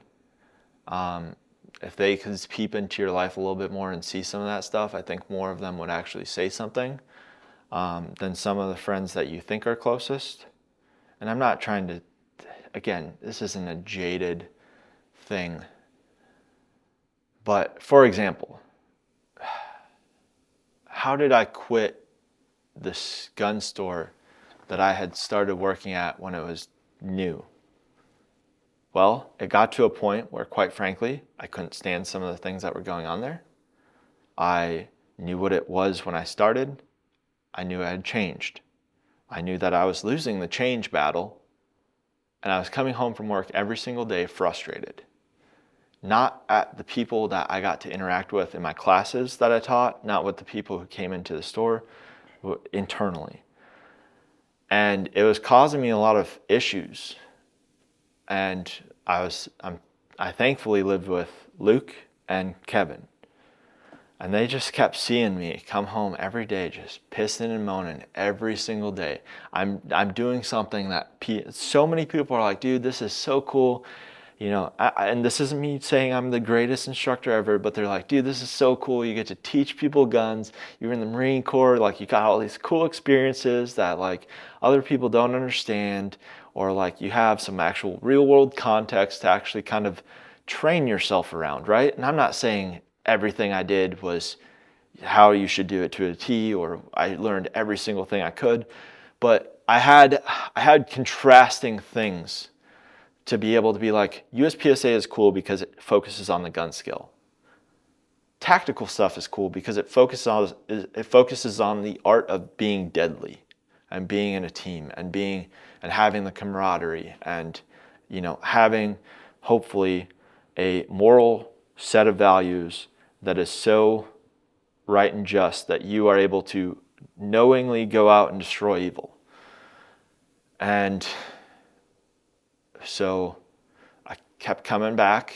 The only time that I really enjoyed that work was I'd be coming back from my class, getting hyped. Luke was helping me take photos for people. Because, dude, like, we talked about it in the layout thing. Like, bringing my camera, it's almost hand in hand with my night vision, because people get to experience night vision, not with guns a lot of times. They obviously I usually have these around in most cases. But, like, taking a photo of someone looking through nods for the first time, just smiling and being like, yes, this is military established equipment, but like, that's not what this whole moment's about. This is like, you're bringing something that you worked hard for, that you see the value for, you're bringing it in front of someone, and you're getting to watch them benefit from all your hard work. And that is what's better than the fucking paycheck. I've been paid well in some regards in areas of my life, and I've been paid less than what rate has been, right, of what I'm doing. And it has been about the money, but it's never been about the money itself. It's about, I'm able to do something that I have a passion in. I'm able to bring it to someone who doesn't have the same exact aligning. And I'm able to bring my hard work, my efforts, my all this financial stuff that I bring to the table as far as kit and equipment. I get to bring that to the world.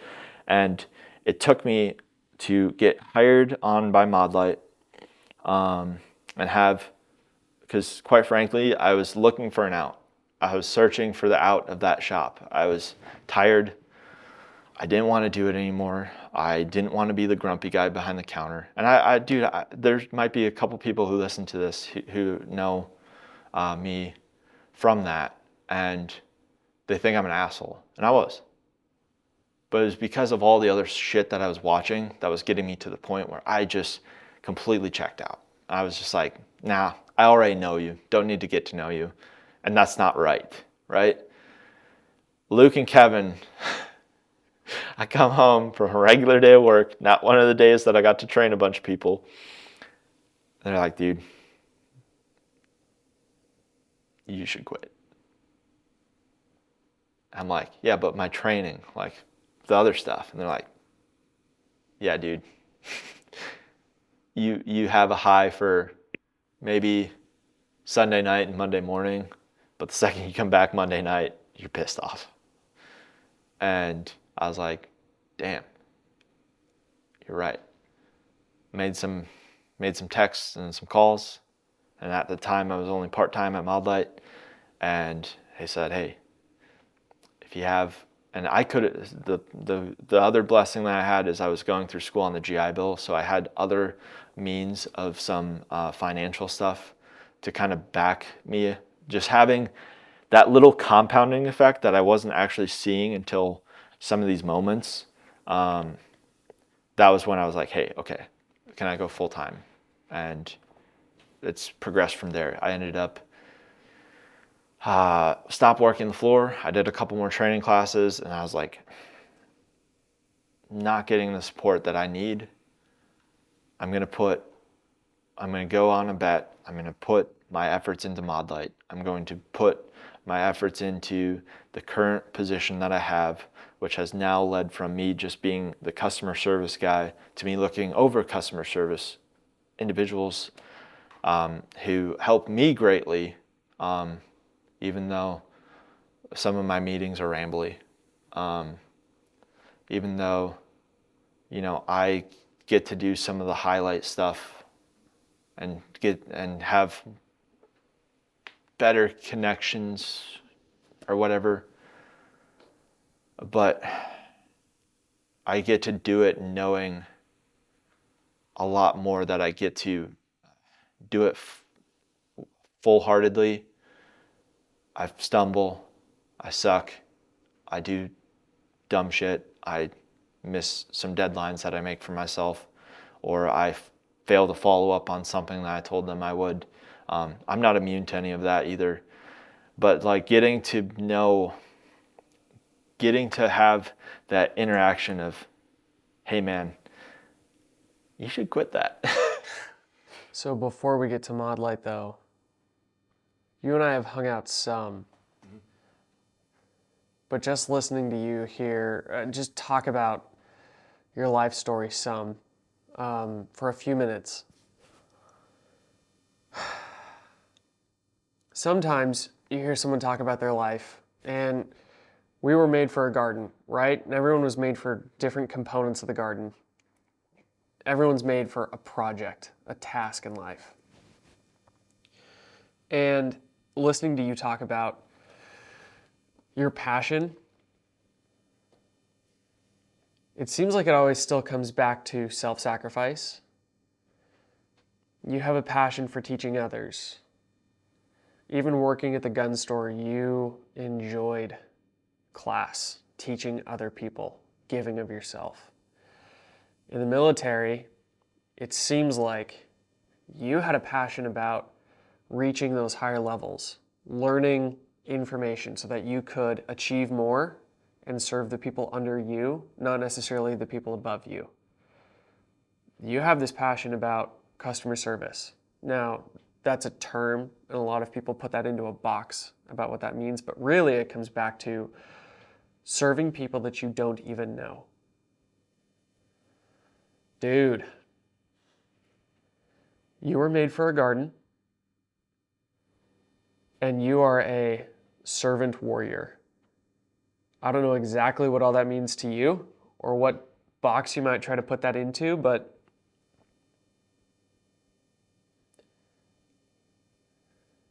dude, that's a powerful role. It's pretty serious. It's a theme that keeps coming back up. Serving your family, calling out injustice, stepping into roles that are difficult, becoming a man even when it's difficult to do. Like, dude, it is like very consistent in your life. Have you realized that?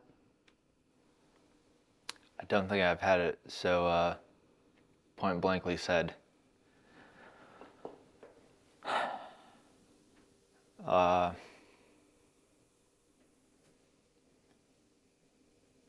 We wrote your life.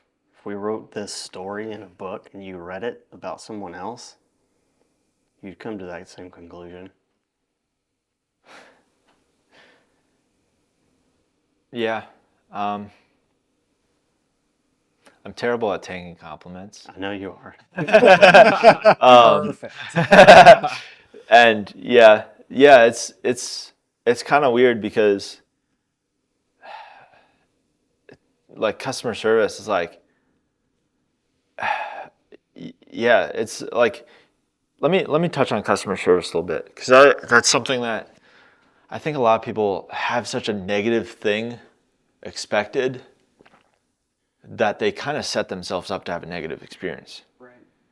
Because look, I know as the guy who, like, I'm sorry, there's going to be things and policies that companies have to take on that's not always going to be the greatest news for you. We don't like doing it either. But some of the best people that we have dealt with, like, and I'm, again, speaking as Collin Underdahl, I do not want to speak specifically Mod Light, because I think working at a gun store is also a lot of customer service. You're talking to a guy who thinks, SCCY is a great pistol, and you're like, no, dude, let me kind of help you. Forgot about them. Yes. But it's all about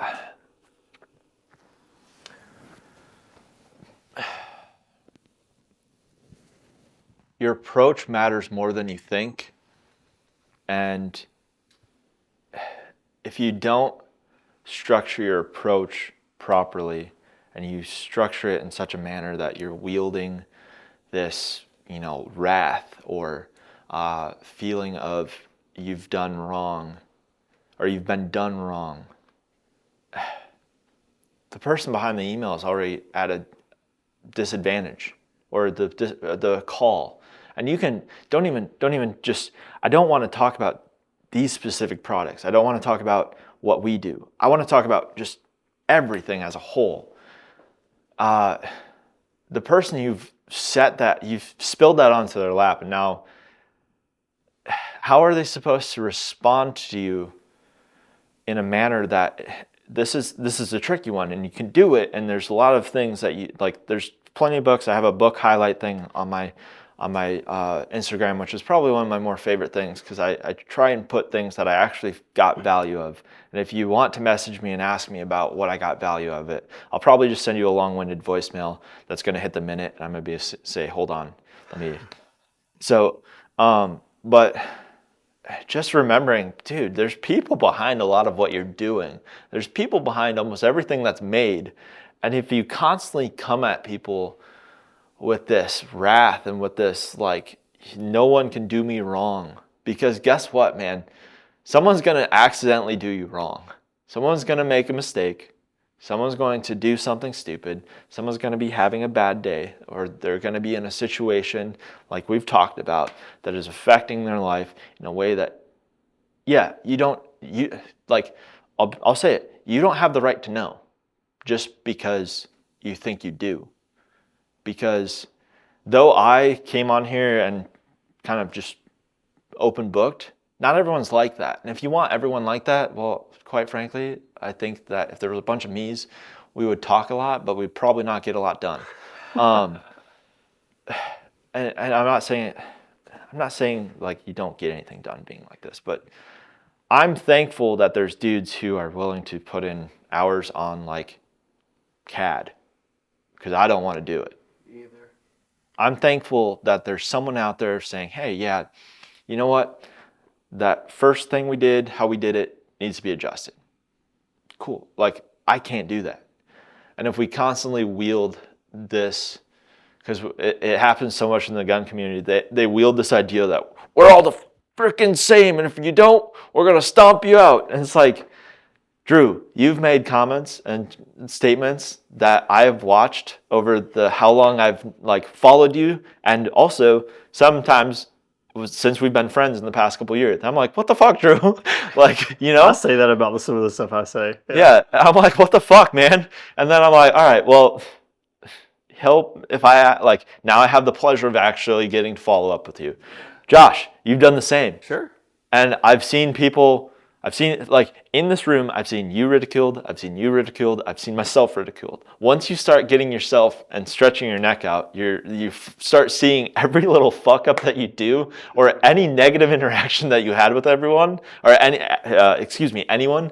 All of a sudden it gets extrapolated, and it's like, dude, yeah, I'm sorry, I can't be a perfect human being, but I challenge you to be one. Mm-hmm. Yeah.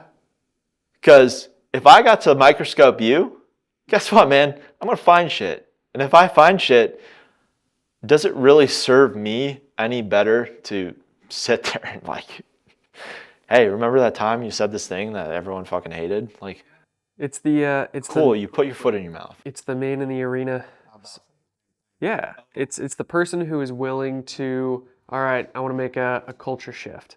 A big thing that DC is trying to do is build over break. Now, building is harder than breaking, right? And in doing so, things will be said that not everyone else in the world or firearm community agrees with. That's a fact. How we respond to someone else reaching out on a YouTube comment, on an Instagram comment, on a DM, whatever it is, and saying, hey, I disagree with what it is that you did or said or how you acted or a post that you made, that's what we have control of. We can respond and say, oh yeah, you know what, you're right. I could have phrased that differently. You misunderstood some of what it was that I was trying to say, and we can then communicate. I also feel like the firearms industry, community, people hate that term. Sorry, there is a community. A lot of people have been set into this concept that, well, I'm on this person's team. I took a class from this instructor, or I purchased a product from this brand. And now I have financial or time alliance with that individual. And if someone else says, well, I don't like that person, they've got to jump in and come to the rescue, regardless of what anyone else says or agrees with or does. And we're dividing ourselves up. And Travis Haley is one who's really working to try to say, we've only got one boat, and it's America. We're all in this together, right? You don't have to love me, but hear me out if I have something to say here. And you work for one brand, and you guys sell a product. You work for Modlight. We don't necessarily sell a specific product at the time of this filming, but we're already set into a box. People already like to put us somewhere. Do you feel like people try to put you somewhere and say, well, you can't agree with another brand, you can't agree with another individual because you work for a company? Yeah. Oh yeah. I think it gets. Everyone hates when people say this. Oh, if you're not in the industry, you wouldn't understand. But it's not even that you're not in the industry. It's you're not in an interacting place where you have more at stake. Again, I love that you brought up the man in the arena because I've listened to that so many times.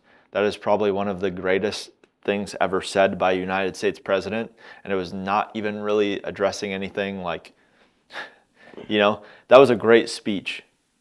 And it's not the critic who counts, but it's the one who's got blood and dirt and marred or something like that. And it's like, again, it's kind of just showing like, I can work for a company, and I've done this. It's everywhere you work. It's even you guys with your own company. You are already put in a box because you're doing this, or where you came from, or what you've already said. That predates maybe even this conceptual thought of what DC is, right? People already have an assumption. And I think people love that idea because it makes life easier to try to evaluate someone or something. And yeah, it's like,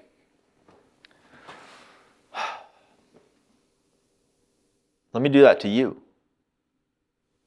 Let me do that to you.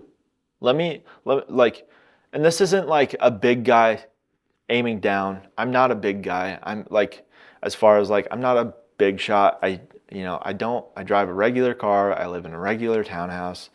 Like, at the end of the day, I still see myself as nobody, in the terms of like grand, whatever. But it kind of goes back to like, let's put the microscope on you, man. Like, now tie in a passion, tie in something that you deeply care about. Try and do that without putting your foot in your mouth. Guess what? You can't. You won't.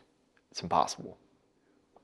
So, yeah, I think people are ready to pick a leader of some sort and follow them to the bitter end. It could be a sweet end, but it could be also a bitter end. And I think they're ready to just kind of delegate that thought process. And I'm gonna shout him out because he's a great dude. I had a hike, little lunch break hike, and got lunch with Nathan Elliott, and he is in tune with this stuff, but he's doing his own thing, and he's been going hard at his detailing of his own business. Like, he details cars and stuff like that. And Nick knows him too and can swear by his character as well. So I want to, he shouted me out on his story today, and I want to kind of show something that he said to me that helped preload this conversation. And also would like to thank Steve, who with Ripcord, who we had a lot of these talks as well too, just today, as guys who know we are aiming for something so big that people are going to focus on the little. We are aiming for something that is going to maybe not immortalize ourselves, but outlive us in some sense. And they say the internet's forever, who knows? But man, I put dumb stuff on the internet. Again, try deciphering what the hell you're doing on that thing. That's going to be something worthwhile. More than likely, if you didn't decide it right away and have that rational thought before you started posting, you probably posted something dumb. So, yeah, I think that the boxing of people and, the little things that get said in passing, or, oh, I had this interaction with this person, and therefore, okay, one guy said that. Okay, was it just one guy, or is it a reoccurring theme? Because themes matter, but everyone has an off day. And also, that's a good point. What's that saying about the society grows when men are willing to plant trees that they know they'll never live in the shade of? Yeah. Dude, okay. You have to plant a lot of seeds before you get a tree to grow. On top of that, the guy who's willing to go buy a shovel, right? The guy who's willing to figure out what soil is conducive to the seeds he's trying to plant, right?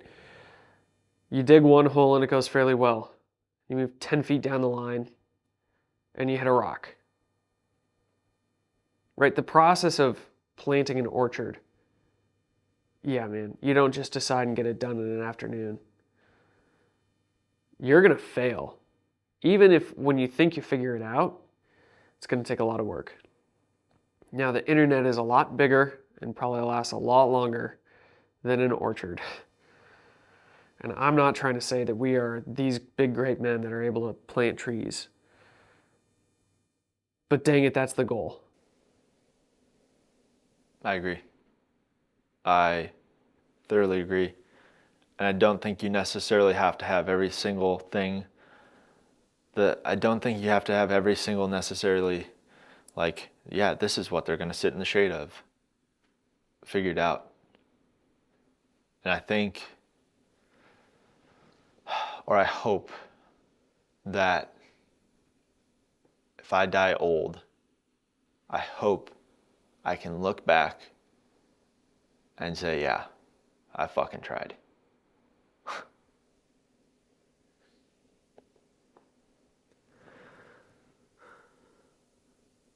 Think back to all the versions of Collin Underdahl since young Collin.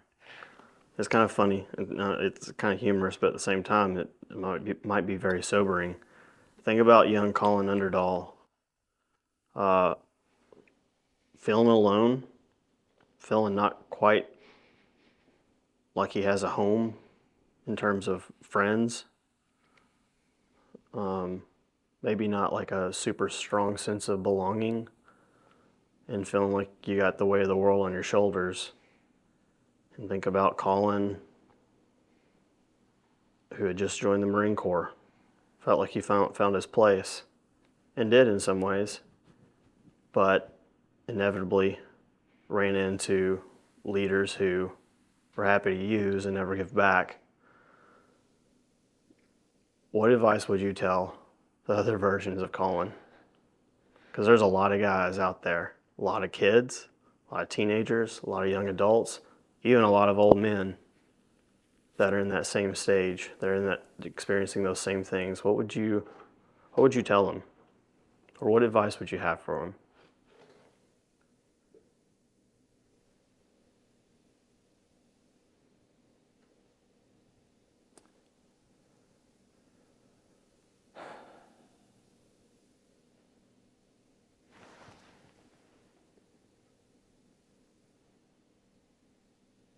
I don't think this is original, but nobody will believe until you believe in yourself. And though you feel like you can't believe in yourself, if you are doing what is right and what is moral and what is just, and it's not always doing what's nice, and I'm not saying that to go condone being an asshole, because the definition of nice is to be actively avoiding conflict, which does not solve anything. Now, there's a time and a place for conflict, but you are going to have to either face what is in front of you, or you are going to have to cower what's behind you. And it's a lot easier, even though it's more intimidating, to face what is in front of you than it is to sit and cower what's behind you. Because what's behind you is not changeable, but what's in front of you still has manipulation to be employed.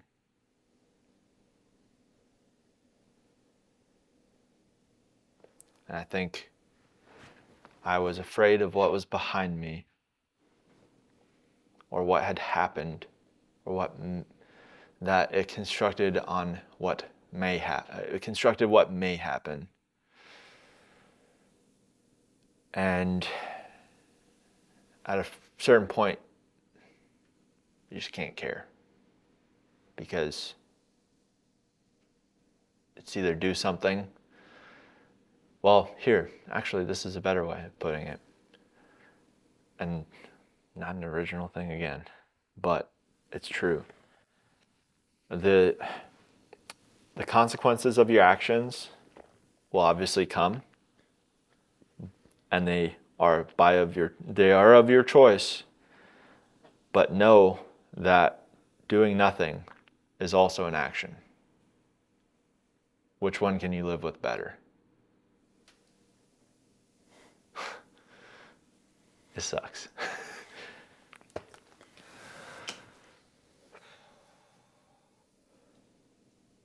I know we told it.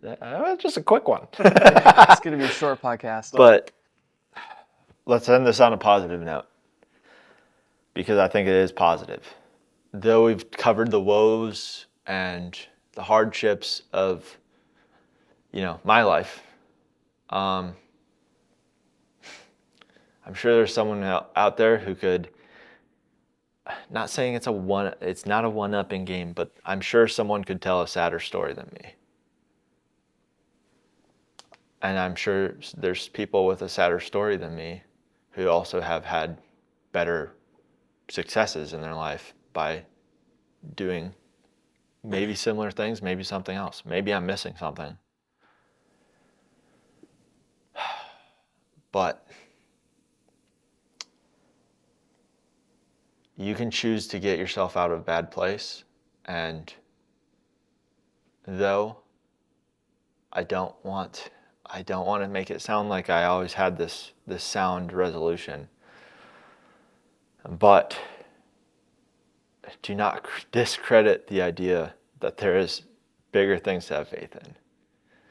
Because the second you realize how many times you took for granted things that you thought you were betrayed on,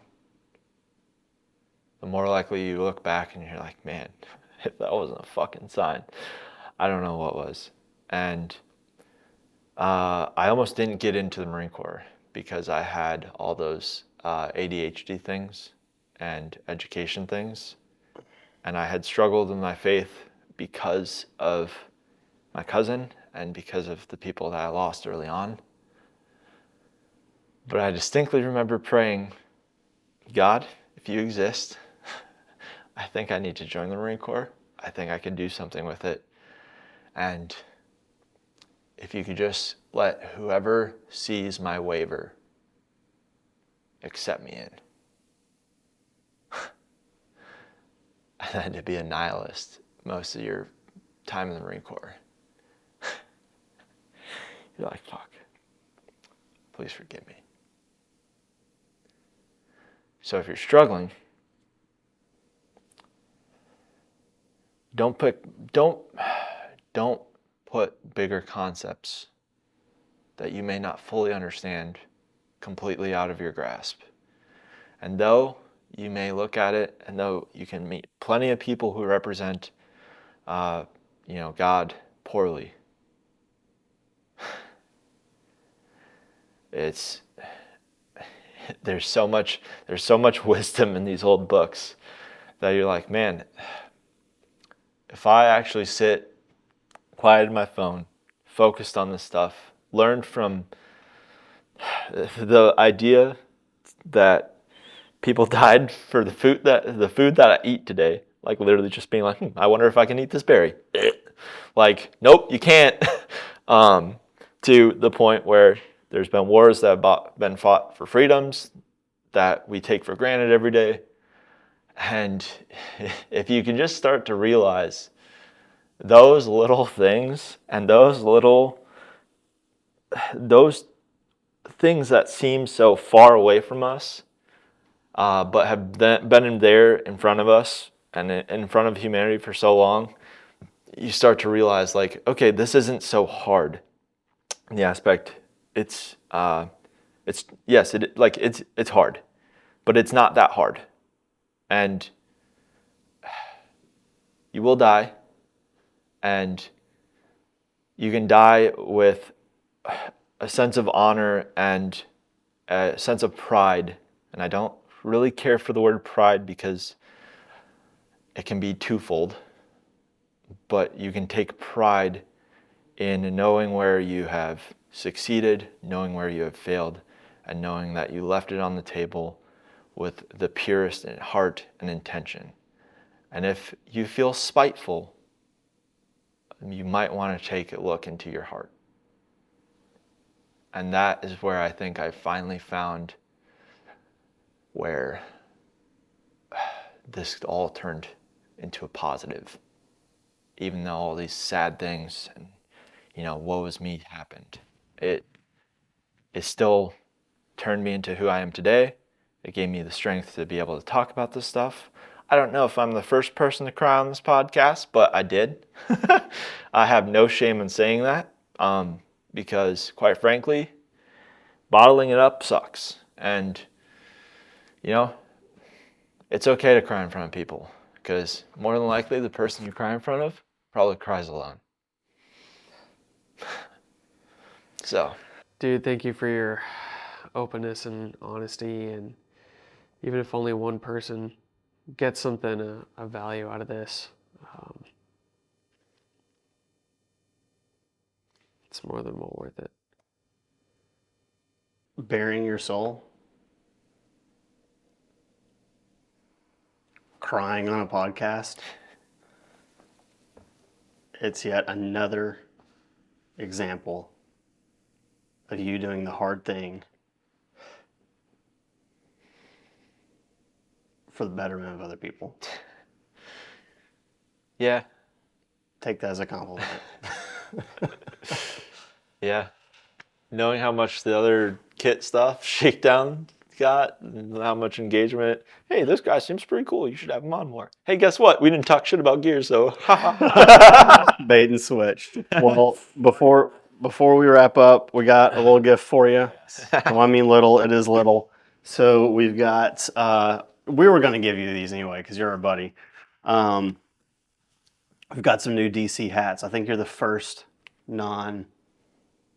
I'll say non-team member, but like, no, yeah, you're not in the direct Tennessee crew. Right. So, Fair. So we've got black on black for diversity. We've got Ranger green, black, and we've got white on black for diversity. Diversity is a big deal these days. Take your pick. Oh, you're making me pick now? Yeah. Whoa. I want to see what this blonde-haired, blue-eyed guy picks here. Oh gosh. Hey, you told me I could have all three. That was off the podcast. Pick one. We have to No. figure out which one you are. Beep. Sorry, I blurred myself there. 5, 4, 3, 2, 1. Okay, yeah. Big Ranger green guy. Yeah, big Ranger green guy. Yeah. Good choice. It matches 2 of the guns that we've showed off. Yeah. Good, dude. Here's the others. I'm sorry, I ruined that one. Well, thank you for joining, dude. I love you guys.